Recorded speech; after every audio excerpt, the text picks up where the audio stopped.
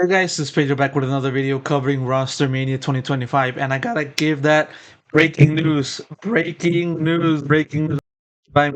you guys could hear how hard I'm hitting the microphone, but goddamn, this is definitely breaking news. And as for what those breaking news is, you can see right there on the headline. I'm just gonna not prolong it any further. Florescent, the duelist player for Shopify Rebellion, who were just coming off of winning the 2024 Game Changers Championship in Berlin. She is moving up to Tier 1. She is finally making her way to the big leagues of professional. She will be joining Apeks for the 2025 VCT EMEA season, presumably as the main duelist player. And so, a long time coming. We've been kind of hearing plenty of hints and plenty of knocks as to when and how and who that first game changers player will be to make the jump to tier 1 and or even tier 2. Florescent is going to be the first one, and by all accounts it's been a long time coming. I mean, if there was one person that would eventually be able to make the move to tier 1, all expectations were pointed towards some Florescent, and to finally see this happen, it's nothing short of remarkable, but it's nothing short of just amazing to see the hard work that she has put in and the kind of performance that she has also put in for the past 3 years to get her to this point. So that's it. Welcome Florescent to tier 1. And so, as the article from Cheap Esports made by Anonymotum says here, she was a part of a tryout into the Apex squad, which that by that point the team had ascended to VCT EMEA after winning Ascension. Despite that, they saw the likes of Soulcast and Kayak depart from the org to join the likes of Fnatic and another org that I can't really name off the top of my head. But yeah, that left a few vacancies within the squad that they had to fill, and ultimately that led to them scouting Florescent. They liked what they saw from her. As it says right here in the article, she was probably the best performing player from the tryouts, and as a result, they snatched her up.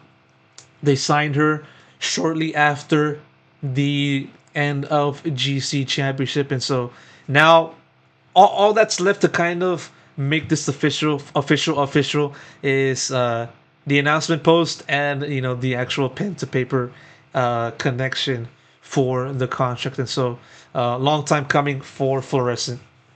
She will be joining the likes of Avoba, Hype, and Mosi. These three players were a part of that last year's squad that won Ascension. And so plenty of anticipation, plenty of speculation, and plenty of just wondering what's going to happen.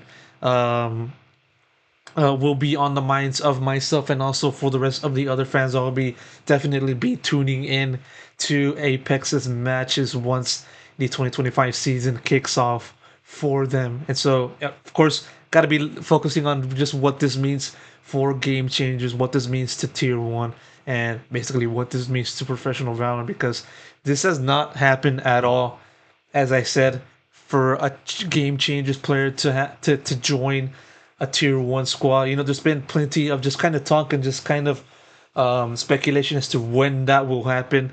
And of course, we've seen the people organizing game changes kind of say, okay, the point of game changes is to help the players taking part in these events to improve and to refine their skills to the point where they can actually move up to the tier 1 scene. We've seen this message being relayed by Leo Faria, and other Riot Games executive brass within Valorant. And so, even so, like when people were hearing about this, people thought, okay, maybe this might take at minimum like 5 years, or maybe even longer, because like, sure, we've seen this happen in other titles, but we've never really seen it in the Riot Games ecosystem and in the games such as Valorant, where, as you can kind of see, only the very best, the absolute very best, are capable of kind of getting their shot in tier 1 and also staying in a tier 1. And so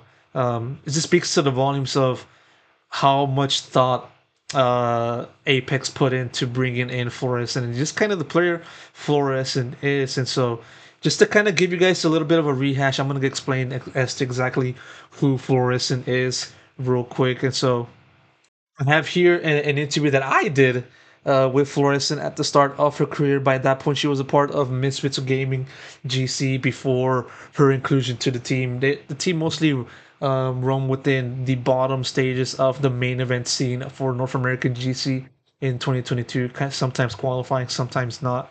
Might be wrong on that. Correct me for the viewers.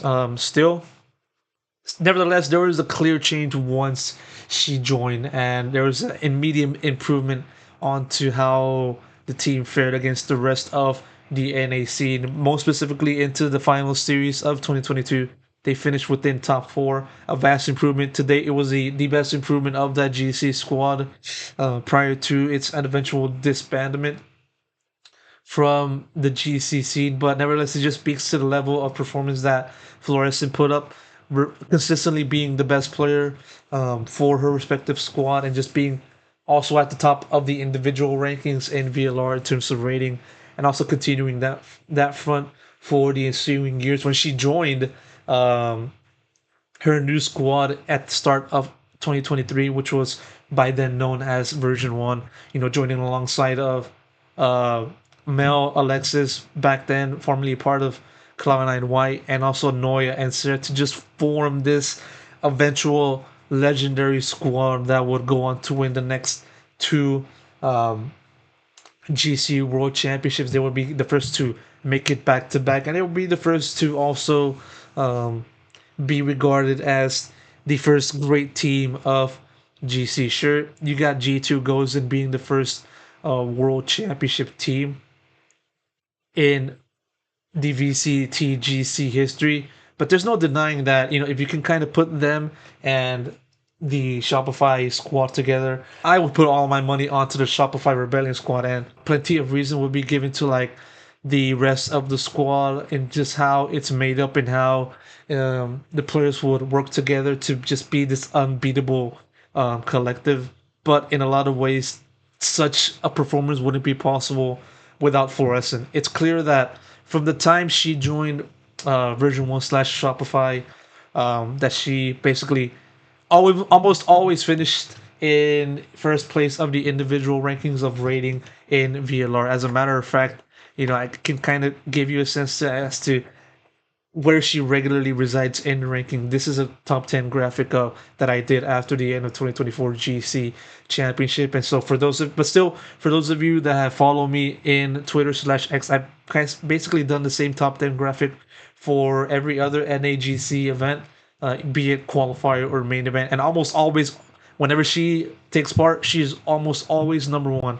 And this doesn't just cover 2024. This also covers 2023, and she did the same thing in the end of GC Championship 2023. As a matter of fact, she finished with 112 kills over Team Liquid Brazil. By that point, it was the most kills that a player had ever gotten in Tier 1 slash GC, or more so in VCT international history. That record would eventually be broken by Kong Kong in the Champs Grand Finals of 2024. Nobody but one player was able to get more kills than Florescent in a best of five, in a full on best of five. It feels like every time she steps into the server, she finishes a given match on the top of the leaderboard without any mercy. And it just goes to show how much of a dominant force Shopify was because of her.